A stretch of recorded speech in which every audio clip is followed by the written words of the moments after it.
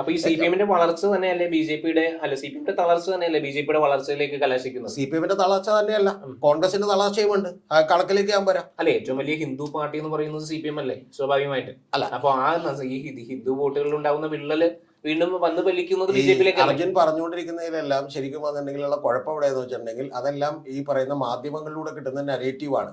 ഏറ്റവും കൂടുതൽ ഹിന്ദുക്കൾ വോട്ട് ചെയ്യുന്ന ഒരു പാർട്ടി എന്ന് പറയുന്നത് ഹിന്ദു പാർട്ടി എന്ന് പറയുന്നത് വ്യത്യാസമുണ്ട്. പക്ഷെ പ്രധാനപ്പെട്ട ഒരു കാര്യമുള്ളത്, ഞാൻ ചോദിക്കുന്നത് ഏറ്റവും പ്രധാനപ്പെട്ട ഒരു കാര്യമുള്ളത്, ഇതുകൊണ്ട് എന്റെ പോയിന്റ് ഇത്രേ ഉള്ളൂ. ഈ സി പി എമ്മിന് തളർച്ച ഉണ്ടായിട്ടുണ്ടോ എന്ന് ചോദിച്ചാൽ പാലക്കാട് തളർച്ച ഉണ്ടായിട്ടുണ്ട്, ഞാനാണത് ആദ്യം പറഞ്ഞത്.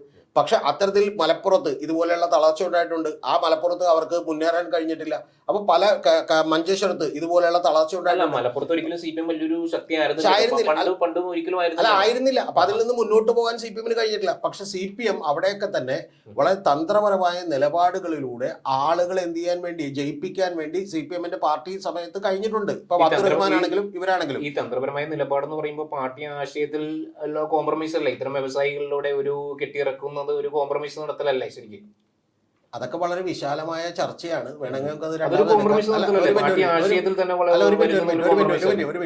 അങ്ങനെ കോംപ്രമൈസുകൾ നടത്തിക്കൊണ്ട് തന്നെയാണ് പാർട്ടി വളർന്നിട്ടുള്ളത്. അങ്ങനെ കോംപ്രമൈസുകൾ നടത്തിക്കൊണ്ടാണ് ഇപ്പൊ ബി ആർ കൃഷ്ണയെ സ്ഥാനാർത്ഥിയാക്കുന്നതും ജോസഫ് മുണ്ടശ്ശേരിയെ സ്ഥാനാർത്ഥിയാക്കുന്നതിലൂടെ കുറച്ചുകൂടി പബ്ലിക്കലി ആളുകൾക്ക് നന്നായി എന്ന് തോന്നുന്ന ആളുകളെ കൂടെ നിർത്തിക്കൊണ്ട് തന്നെയാണ് സെബാസ്റ്റ്യൻ പോളിനെ നമ്മൾ ഈ സംസാരിക്കുന്ന എറണാകുളത്ത് പോലും കൂടെ നിർത്തിക്കൊണ്ടാണ് പാർട്ടി വളരാൻ വേണ്ടി ശ്രമിച്ചിട്ടുള്ളത്. ജാതീയമായ സമവാക്യം മാത്രമെന്ന് നമുക്ക് പറയാൻ പറ്റില്ല. ഇപ്പൊ ജോസഫ് മുണ്ടശ്ശേരിയും ബി ആർ കൃഷ്ണയെ നിർത്തുമ്പോൾ അത്തരത്തിലുള്ള സമവാക്യമാണോ?